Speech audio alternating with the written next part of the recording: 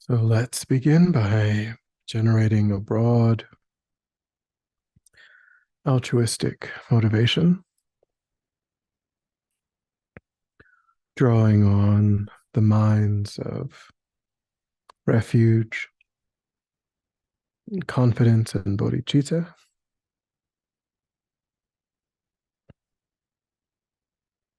Realizing, recollecting that our purpose is to study the teachings of the Buddha that demonstrate how an ordinary sentient being can progress through the stages of training the mind and accomplish the final result of enlightenment, to fully tap into our potential,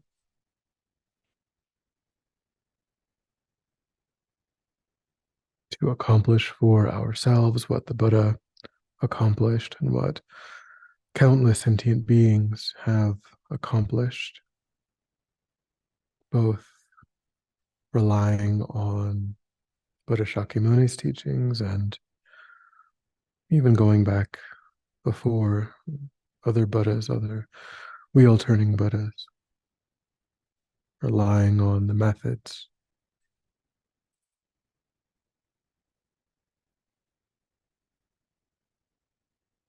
So we see those methods, that path, as an unmistaken,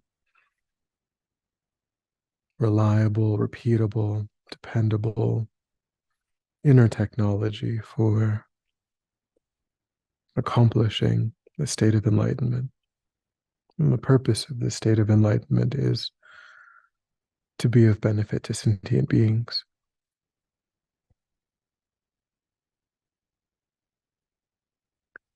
We generate those minds of confidence, refuge, and bodhicitta.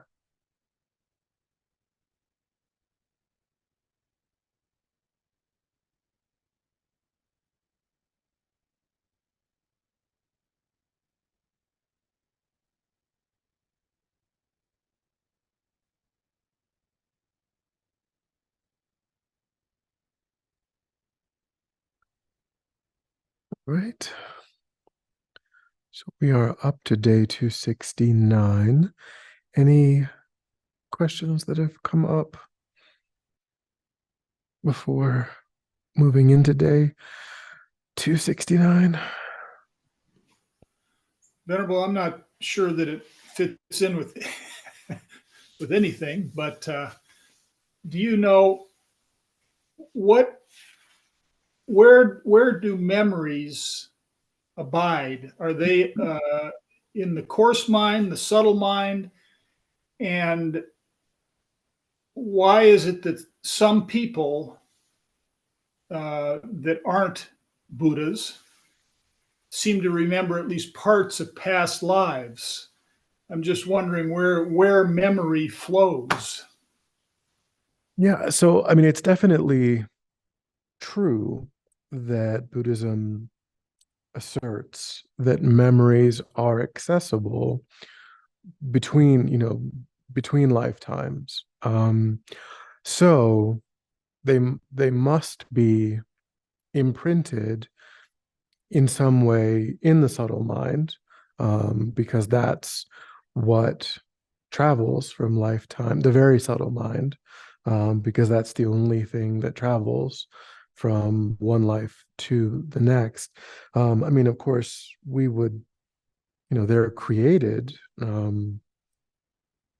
by the course mind, we would have to say, we create them in conversation with other people, having, experiences that involve conceptuality and, you know, in our waking normal lives. But as we do karma, though, we also create karma in that same, using the course mind, using the normal, everyday, waking, active mind. And karma is, of course, imprinted down, all the way down to the very subtle mind. So it's kind of like pressing, in when we get to the, when we start looking at karmic formations in the 12 links, the symbol that we'll see that's used is a person making clay pots, like, shaping clay, just like previously Lama Zopa said, molding dough. We can, so if you have, say, clay, even though you're initially touching the outside of the clay, you're pushing on it, and that imprint, it leaves a deep impression. So you're starting, the very outside, and you're pushing downward, and then, but the indentation can go, pretty far. And Buddhism would say that indentation, the more you do it, the more concentrated the mind is, and so on, the deeper that's going to go. But certainly, it's very clear that when a person develops single pointed concentration, they have access to a certain amount of past life memory, and then that certainly increases as they continue, if they continue to progress, even up to Buddhahood. Then they would gain more and more access. In terms of ordinary, what we would say, like ordinary people having that kind of experience, the only thing I can say is there was a time when someone asked my teacher Gyume Khyentse Rinpoche that same question. Essentially, they basically said, is there some sort of special karma that causes certain people, and we know that, like children, often it's more that people tend to lose over time, that, as a young child it seems to happen, but not so much later on. Is there, and someone asked, was there some sort of special, like karmic coming together of causes and conditions that allow a person, for that to just kind of happen in in lieu of single pointed concentration? And his answer was yes, and that was all he said. The question, the assumption was that, can you explain, can you, and his only answer was yes, there's a special karma that allows for that. So Buddhism wouldn't deny that it is possible under ordinary circumstances in lieu of single pointed concentration. It's also a side effect of single pointed concentration, but I don't have an answer as to why it can just sort of randomly happen. And of course, that under certain, it doesn't mean that it's always true. Some people can be, regressed or something, and we know from science that regression isn't always accurate, that false memories can be implanted. So it isn't to say that it's always true or always reliable, but there does seem to be some scientific validation of ordinary past life memory, where people tried to take a pretty scientific approach, and seems to be like, that there's evidence for it from a scientific perspective. Thank you. Venerable, I have a question that just kind of popped up while you were responding to the last question, and that is, in Buddhism, is it perceived that from like life to life, there's sort of this thread, let's say the subtle mind, is that perceived as linear, or is it perceived in a way that like our, regular small human mind doesn't necessarily perceive, because we perceive time in a linear way? It seems like if a person is ordinary, if a person is not enlightened, then that progression is linear. They talk in the sutras, in the various places, they talk about time in a linear way, where there are, the consequences of, the very long periods of time, that are experienced in the lower realms are actually, also passing in other, but then between realms it gets a little bit more complicated.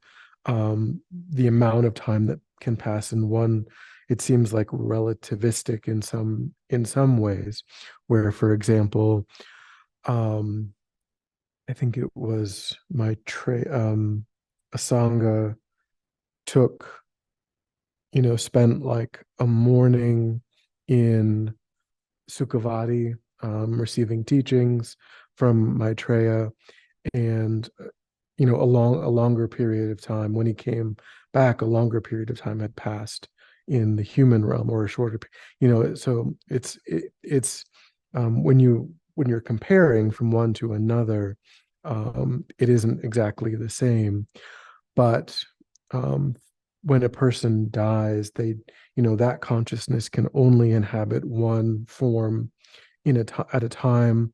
And so, you go from, if you're going from human to human, let's say, um, but of course, human doesn't mean only the earth. Human is a realm that characterizes a particular range of experiences. And so it's certainly understood that there are quote unquote humans in other worlds.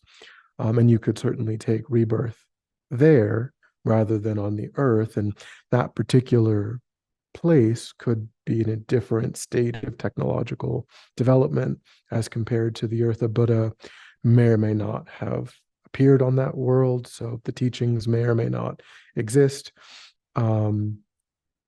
But for ordinary sentient beings, you can't like die in this life and then take rebirth in a historical figure from the past or something like that. Whoever inhabited Lincoln's mind, there was just the one consciousness, and that you can't go back and do that again, and have a different kind of mind there. So all of the humans that have ever existed, they only had whatever consciousness was there at that time, and then there was this different one at at death. So, if you stay on the earth, then, you would be progressing, in a linear way that as we understand it. But when you start going from different realm to different realm, then, I mean, within the animal realm, still linear in the way that we understand it. Once you go to the hell realms or the god realms, or then and you come back or you do something else, then it gets pretty complicated. But for enlightened beings, it seems like it's different. It seems like they're not bound in the same way, that the mind changes, and it seems to go outside of that linear time and space.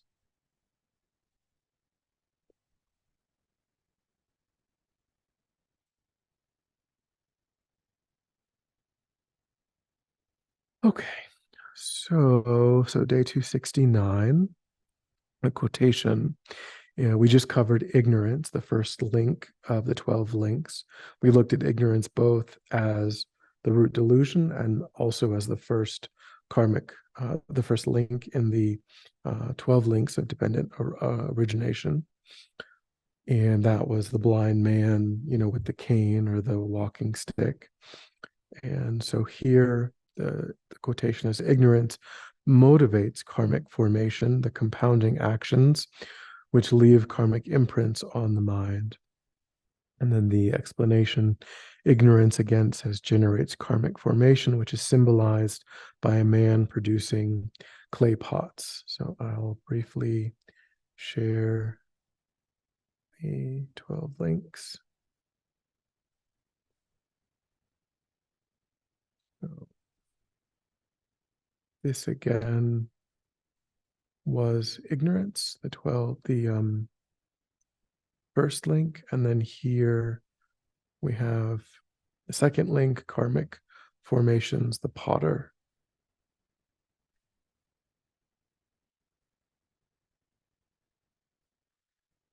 So karmic formation, really, it's easier to just think about it as the word karma. You don't really need this idea of karmic formation. You can just say karma. So it says, just as a clay pot can be fashioned into many different shapes, sizes and shapes, different karmic actions bring different results. In that way, karma can be virtuous, non-virtuous, or neutral.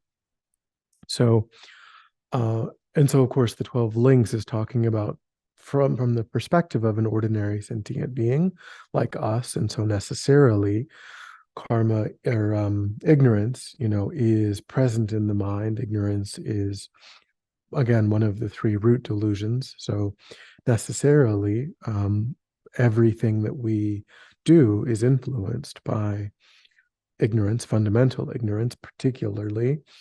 And so whether it is virtuous or non-virtuous, it is still influenced or stained by fundamental ignorance. We can do our best, of course, to avoid objectively non-virtuous actions, and we can do our best to cultivate positive virtuous actions.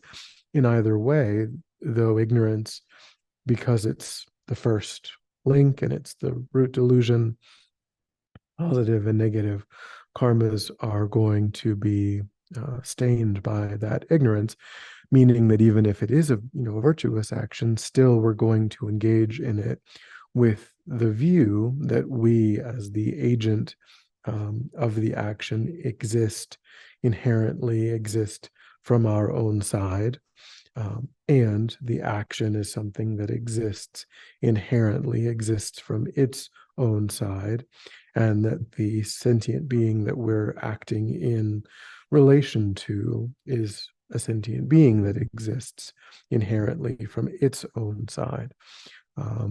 Until we can see through the illusory nature of all of those things, or see the illusory nature of all of those things, and see through the reification that fundamental ignorance is bringing into our perceptions, all of our perceptions, that's kind of unavoidable. So then Lama Zopa says that a key feature, again, that we've talked about before, of karma is that it has the power to throw us into a future rebirth. Positive karma brings rebirth in the upper realms, and negative karma brings rebirth in the lower realms. This is true of all sentient beings except Arya beings, those who have achieved the path of seeing, the third of the 5 paths that lead to enlightenment. They have eliminated sufficient craving and grasping to not create the karma that results in an uncontrolled rebirth in samsara. So again, they've seen this is an Arya being. There are Arya bodhisattvas, which is what persons on the Mahayana path hope to first achieve on their way to becoming a Buddha. And then there are just Arya beings, which are or arhats, which is what the Theravadan path is presenting as the ideal. In either case, you gain control over the process of rebirth. At that point, you are not free in the way that an enlightened being is free, but you either you'll go on to achieve lower nirvana if you fully complete that, or you will engage in the further training, the bodhisattva grounds and paths that culminate in enlightenment. If you do that, if you go in that direction, and as you're doing either of those, you don't have uncontrolled rebirth. You either end rebirth if you're going just for arhatship, or you continue to train, you continue to practice, and you achieve full enlightenment. But that's why taking, the goal of seeing emptiness directly is such a critical goal, because although it isn't enlightenment, it gives you sufficient control that your rebirths are not uncontrolled. You're not just thrown into your next incarnation due to, in a completely uncontrolled fashion, as we are, as any sentient being, up to an Arya being, a being who's seen emptiness directly, is experiencing. So for us, not an Arya being, then we only, it says here, we could go to the upper realms, we could go to the lower realms, but we're still participating in an uncontrolled fashion in cyclic existence. That a particular, at the time of our death, a karmic seed will ripen. If that karmic seed is virtuous, is positive, it will generate a rebirth in the upper realms. If that karmic seed is non-virtuous, is negative, it will generate a rebirth in the lower realms. And for us, that is an uncontrolled process. If we train the mind, even not seeing emptiness directly, if we train the mind, then we gain, some ability to influence that process, to, strongly, to some degree, by holding the mind in virtue. If we develop, let's say, single pointed concentration, or a stage, fifth, sixth, seventh, stage, up to, that, then we have more and more control over holding the mind in a virtuous state, which is quite helpful. If we can be, again, surrounded by the sound of mantra, surrounded by holy images, and of course, if we've used our life in a skillful way to create as much virtue as possible and to purify as much non-virtue as possible, then of course we're doing all of the things that we can do to set that up to go as well as it can. But it is simply sort of a mathematical thing. A karma is going to ripen, and if that karma is virtuous, then that will go in a particular way. If it's non-virtuous, will go in a different way.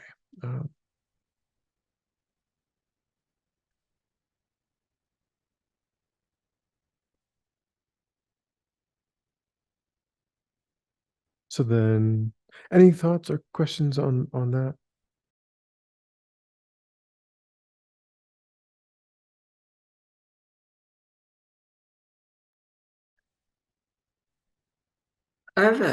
Because this story has come to mind a few times recently, and thinking about damage done or harm done and people changing. The story of Angulimala, who's like on the verge of meeting how many, like 1,000 deaths, and he meets the Buddha and he turns it around.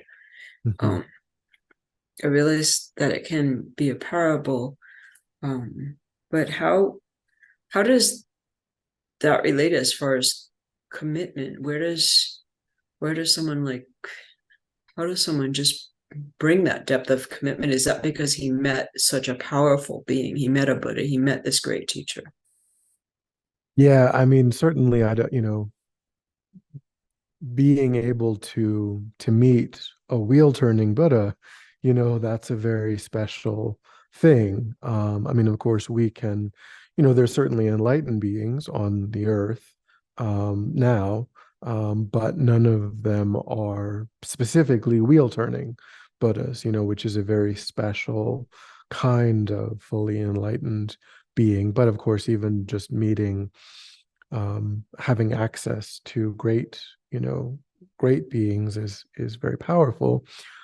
But I think the Buddha certainly, he became a disciple of the Buddha, and that, I think, is probably the main reason. Of course, the power of that particular karmic object, I think, is what, because instantly, the story basically goes that like as soon as he met the Buddha, he just, of course, he still then had to do a lot of work subsequent to that, but he became motivated to do that, I think, due to the power of that karmic object.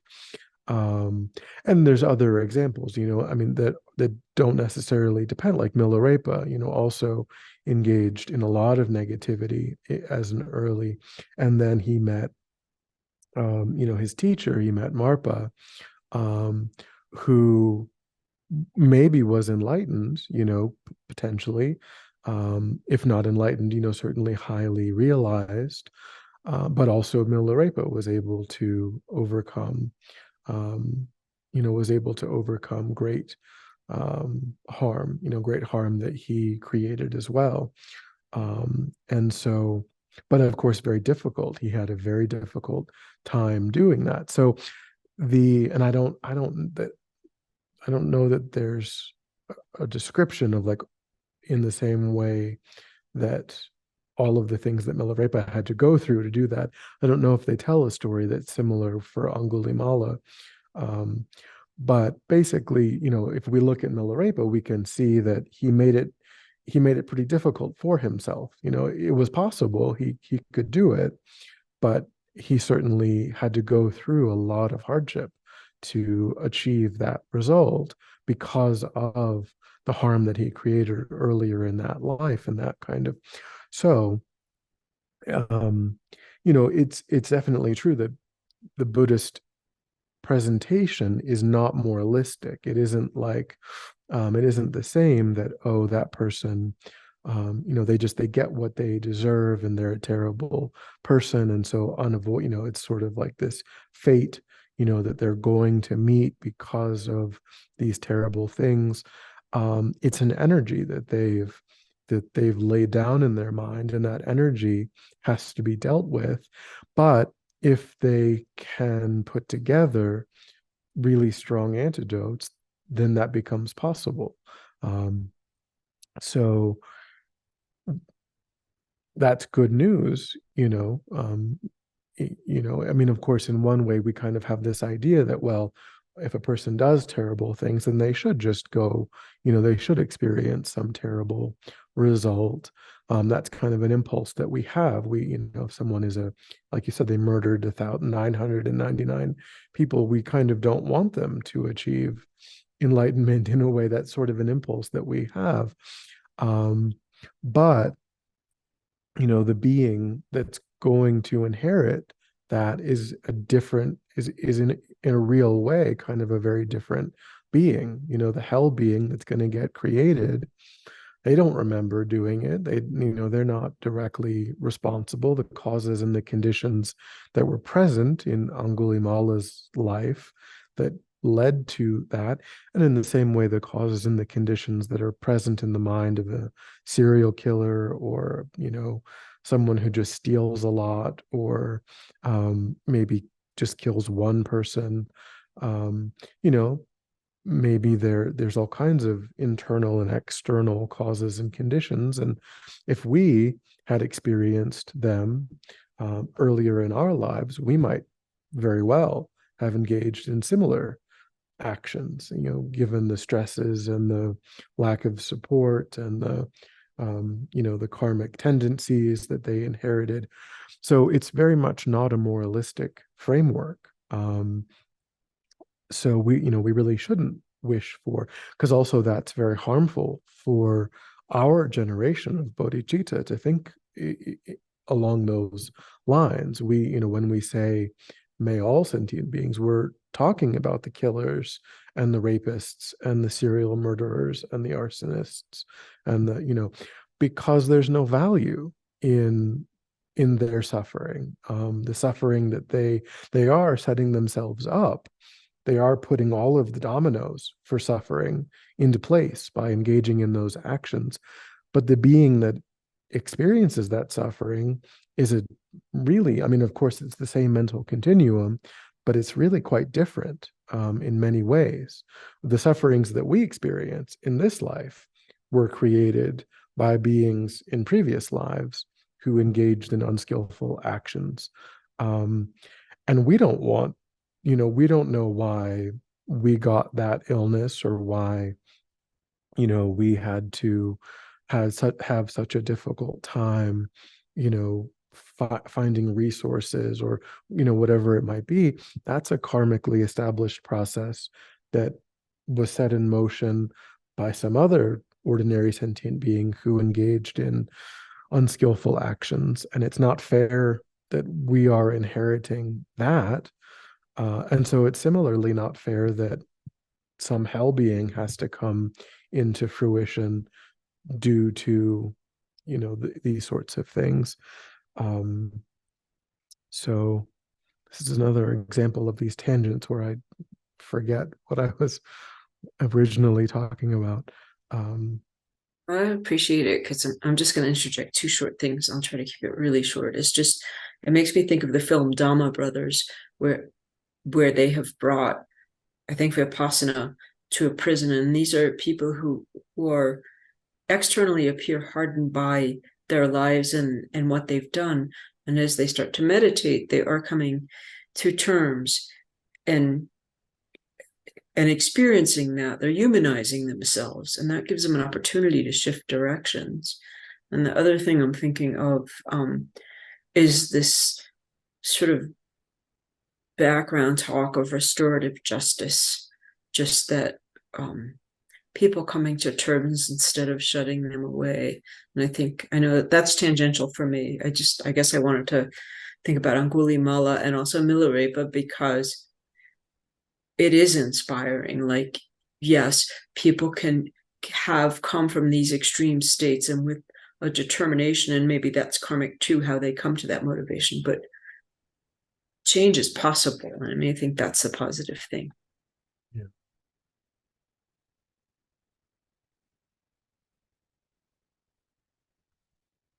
So then Lama Zopa gives an example. He says, suppose we create the karma to be born as a chicken.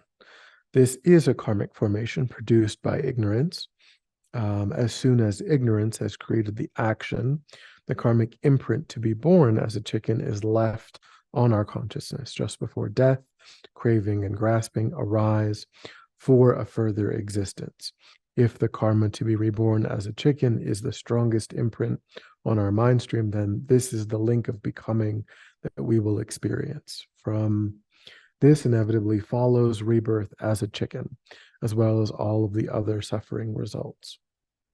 So again, we talked when we kind of went through the general presentation, craving and grasping is really that key component that waters, the karmic seed. This idea, this kind of, I don't know if panic is the right word, but the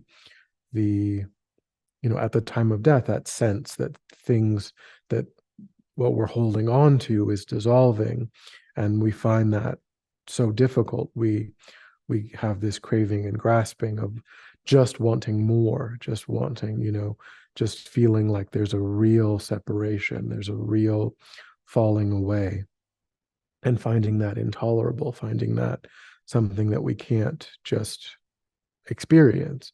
And then there's that craving and grasping, which waters whatever karmic seed is there, and that's going to generate the next incarnation.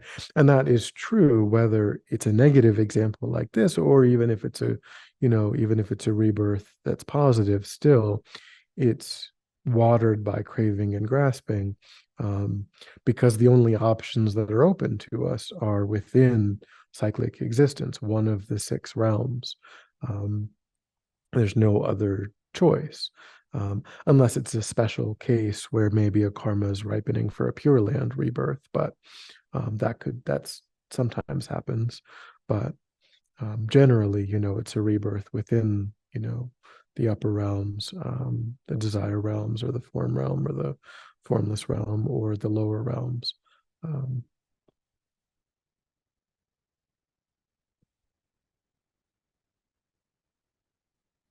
Okay, so the next link, day 270, is consciousness. So you have ignorance, and ignorance leads to creation of karma, which generates consciousness.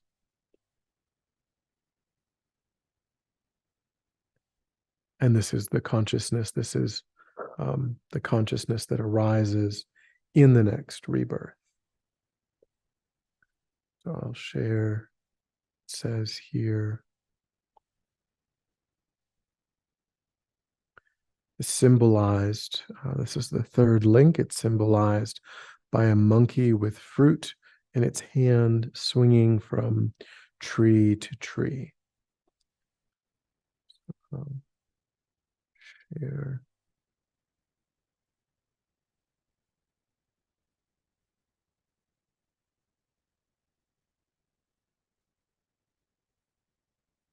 I guess here the fruit is out of frame in this particular, but it says holding fruit in its hand, but the hands are kind of obscured here. But this is the monkey that symbolizes consciousness.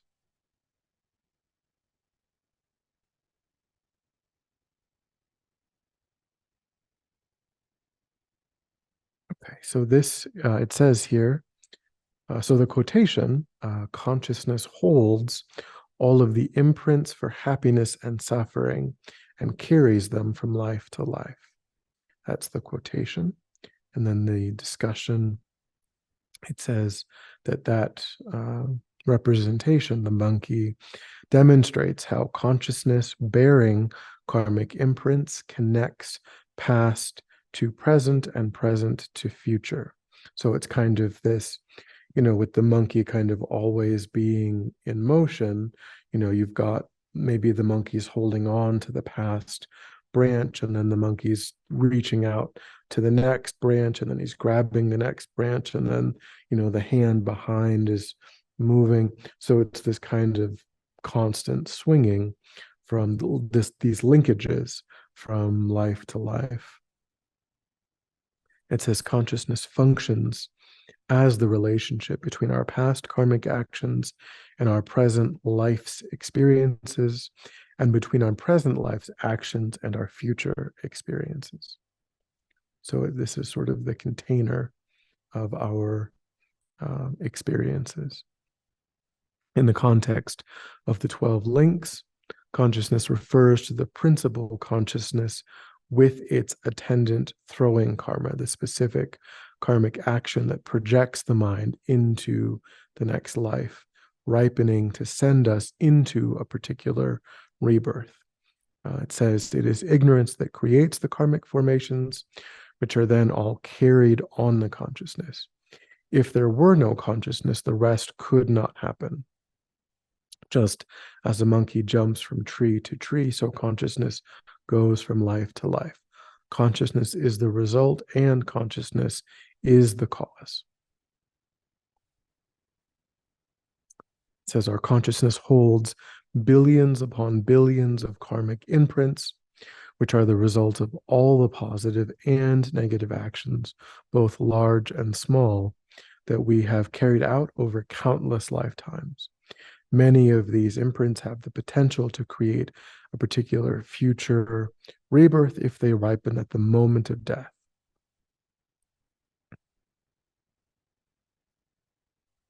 So again, that refers to that distinction that we looked at in the module or in the section on karma, where you have this distinction between a completed karma versus an incomplete karma. A completed karma has all of the 4 factors of intention and action and completion and so on. And an incomplete karma has one of those 4 factors missing. So we engage in complete karmas and incomplete karmas. Only complete karmas have the power to, at the time of death, actually establish a rebirth. Incomplete karmas, which may have one or more of those factors missing, they still have some power, but they fill in the details of a particular rebirth. They can't ripen at the time of death to establish a rebirth, but within a rebirth, we have karma ripening all of the time. Every day we have karmas that are ripening that determine various things that are happening within a particular rebirth. And so incomplete karmas do have the power to establish those details within a particular lifetime. So if you clearly apprehend the object that you are in relation to, which is called the basis of the action, if you clearly discriminate this sentient being as the sentient being that I wish to be in relationship to engage in a particular action to, and then you develop a particular specific motivation or intention to relate to that specific sentient being in a particular way, either to benefit it or to harm it.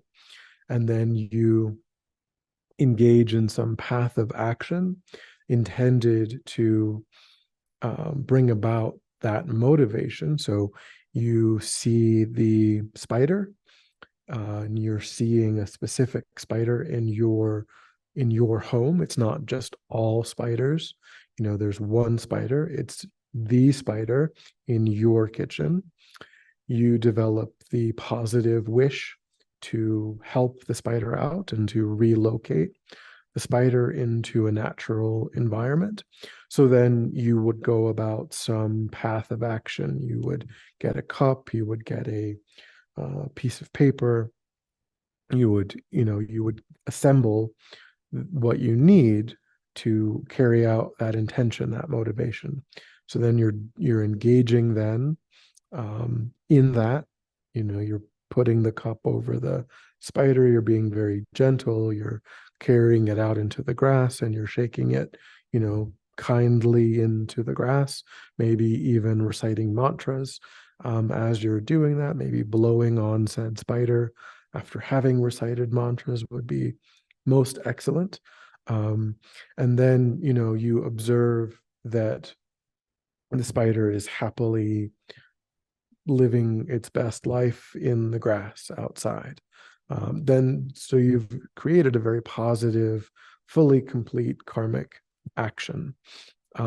If the spider, isn't in the cup when you get outside and you're like, I don't know what happened, then it's not a fully completed karmic action. You really tried, but the spider kind of disappeared, so you don't know what happened. You kind of have to observe the completion of the intended action, or it's not a fully complete karma. It's still a positive action. You had a lot of positive thoughts. You tried your best, you did it, but then the spider kind of disappeared and you couldn't be sure if you actually helped it out or not. Maybe it didn't get helped. Or maybe you were accidentally too rough with it and you accidentally killed it. Then again, it was an accident. You didn't mean to, but it wasn't a fully completed karmic action that was positive. There was one of the factors missing. So that's just, again, a sort of a recap of complete versus incomplete actions. Yes, Cameron. Well, are you saying that by witnessing that fourth factor, that is what completes it? Yeah, you have to actually know that your intended action brought the result that you were seeking. Okay, thank you. So, for example, even if you intend to kill, if you don't know, if you maybe just injured it and then the whatever it is escapes and you can't find it, well, you're not sure, like, did it survive or did it not survive? And so even with that, you don't actually get the karma, the fully complete karma of killing. You have to actually see that what you did brought about the death of the being. So you know, it might be, it's still negative, of course, because you wanted to kill it, you tried to kill it, you think maybe not sure. So it's still, you know, an incomplete karma can still bring a powerfully negative result. It could, you could get, you know, some terrible illness in a particular lifetime. So you want to purify incomplete negative karmas. If you were like, yeah, I had all kinds of ill will toward the spider, and you know, it freaked me out, and all I wanted to do was kill it, but you know, still it can bring a negative result. But it just, all we're saying is that that particular karmic seed can't actually establish a whole lifetime in the lower realms because it's not complete. It can still do something you don't want it to do. So we still need to purify incomplete negative karmas. I'm just relating this, relating to last night. I found a large wasp in my bedroom, and I cupped it and put a paper and took it outside and simply lifted the cup, put it upside down, took the paper off, and left. So I never witnessed if it anything, and obviously that's an incomplete karma. And that's kind of how you leave it, or can you? I don't know. I don't even think purification comes into play here, but that's just it then. Yeah, I mean, you know, you can dedicate, you know, for that sentient being. You know, that would be a further, it would be a separate, you know, kind of karma. That's a purely mental karma. You're kind of wishing it well. You know, you're kind of thinking, well, you could say, you know, by my connection, because, you know, you created a karmic connection with that sentient being. You know, you could have extended its life. You know, you could have, you know, at least you created some sort of positive karma. And so you can say, well, by my having done that, may I be the one that leads this particular sentient being to enlightenment. You know, and that, you know, so you can certainly add on to that. But yeah, I mean, that particular karmic act is finished. But you can always create a new positive karmic act. Um, and then, you know, if you rejoice, you know, in your desire to be a further benefit, then you've created a whole new positive karma. Thank you.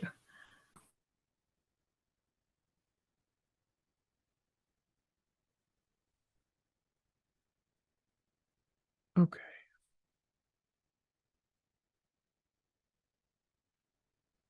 So that's the third link, the link of consciousness. This kind of continuity linking all of the incarnations that we have and how it is a karmically driven process. Okay, and so day 271 is name and form, which is, so now we're talking about kind of the first moments of the next life, and how that karma, or that the mind is sort of this animating force that gives, you know, is kind of the reason why there is a next incarnation. That you can't have the existence of a sentient being separate from the consciousness that has entered that sentient being, or is the animating force behind it. From the Buddhist perspective, my understanding is that, you know, for a human,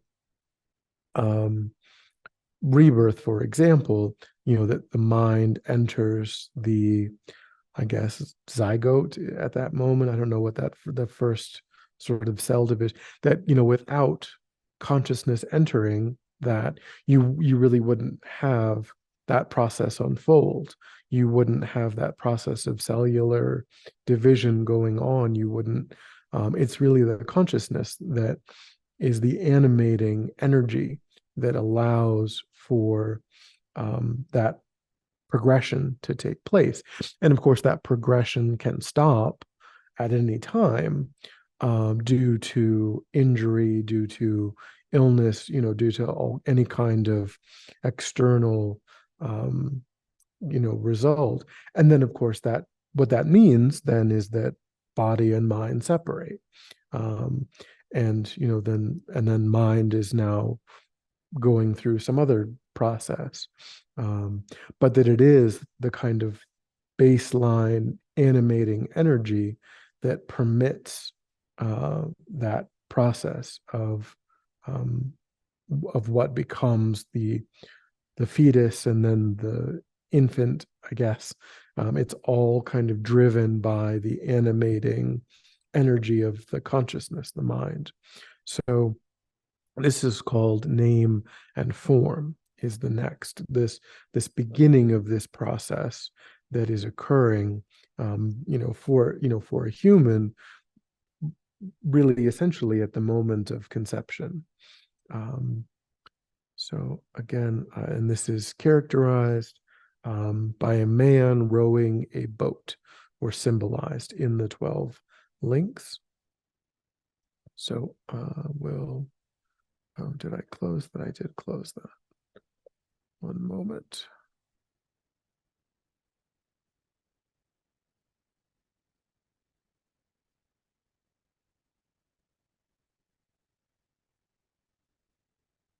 Right. So here we have the man rowing the boat,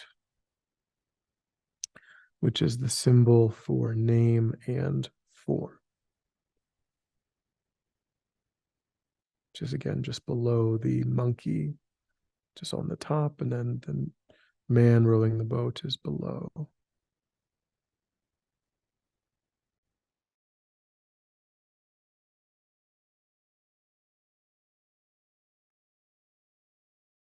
So it says here in the description, Lama Zopa, name is the 4 mental aggregates of feeling, discrimination, compositional factors, and consciousness. And form is the form aggregate, here the fertilized egg. So again, like I said, very basically at the moment of conception is the understanding. It says only beings born in the formless realm have name but no form, because it's a purely energetic kind of realm.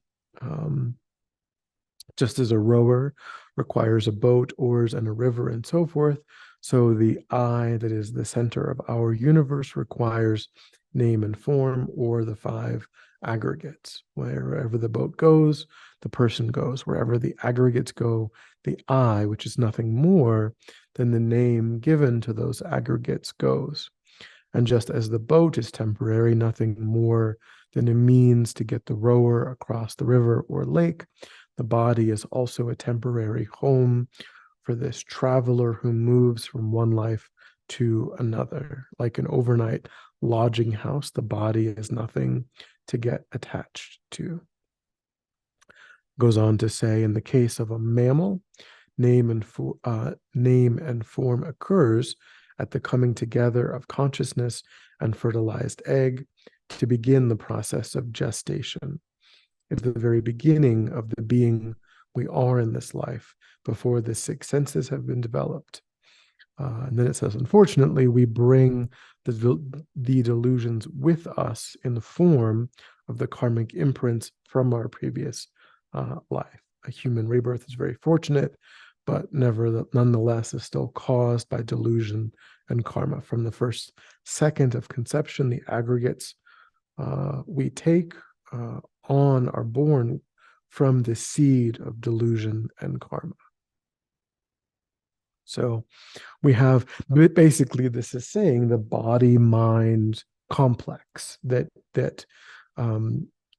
is the basis of the conventional I. We label I on the basis of the body mind complex, the association of form and the consciousness, the mental aggregates.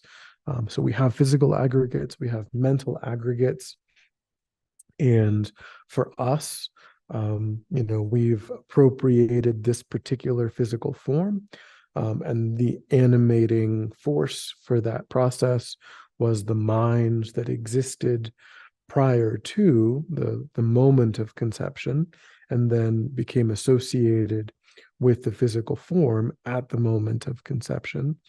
And then, all we did ever since then was age. We kind of we progressed, the cells divided and so on, and that has been an uninterrupted process up to this moment. We've just continued that same uninterrupted process, and we will continue until we die of old age, or we die of an injury, or we die of an illness. And then body and mind will separate, and mind will continue, will then just appropriate a different physical form, the same mental aggregates will be there, but different physical aggregates will become appropriated. And then, like it said, if you happen to take rebirth in the formless realm, then there's just the aggregate, the mental aggregate. Any questions? So again, name and form is just the referencing the body-mind complex. Venerable, what causes a being to take rebirth in a formless realm? So the formless realm is the only cause of a formless realm rebirth is the absorption, the meditative absorption that corresponds to the formless realm. So you generate that particular absorption, and then if you do that in the context of kind of just being ordinary, like you can generate that if you don't get attached to it, if you're doing it for a particular reason and you kind of know what you're doing, you can just sort of do it, and there are reasons why a practitioner might do that. But then it can also be generated just by someone who meditates a lot. They just like meditating. Maybe they just do a lot of breathing meditation or so on, and they happen to develop the formless realm concentration. Then they might really enjoy that experience, that sort of that feeling, and they might become attached to it. And then at the moment of death, they might yearn for that kind of experience, and then their mind will kind of gravitate toward what they've accomplished. So you have to accomplish that particular absorption, and as long as you're doing it with a sense of renunciation, understanding its purpose and not kind of gravitating toward it, and it's not a problem. But there are a lot of beings who just kind of develop it, and then kind of through attachment, craving and grasping at the time of death will generate that. But we're in no danger. You can't just, generally it's the hell realm, the hungry ghost realm, the animal realm, the human realm, or the formless realms, or I'm sorry, the desire realms that are the desire realm gods, the gods and demigods. Those are the realms that you can just kind of slip into at death. You don't have to do anything in particular other than create the karma that's so in a way, I mean, creating the formless, because here there's also the form realm, of course, but because this link is just in relation to name and form, Lama Zopa was just making the point that in the form realm, of course, you still have form. He was just making a point about the formless realms. But within the form realm too, that's also a meditative absorption. So we can call that a karma. You can call that a karmic seed that corresponds to that realm, just like we can say, killing and or virtue, or these other karmic seeds that might correspond to demigod, god, animal, spirit, a hungry ghost, hell realm, etc. So you can still call that a karmic seed that corresponds to that realm, but it's sort of a special case in that it requires the meditative absorption that isn't true of god, demigod, hungry ghost, hell realm, animal realm, human realm. Okay, so we're out of time. So we'll end with dedication, unless there's a pressing question. Okay, so we'll end with dedication. So bring to mind your intention, your virtuous intention, and think that by having listened and participated, you've actualized that intention, created positive energy in the mind. That positive energy will ripen in a beneficial way in the future. And you want to seal that, dedicate that in a spiritually supportive way toward your enlightenment, in other ways that are spiritually beneficial for others. So think of all of the ways in which you wish to offer your practice.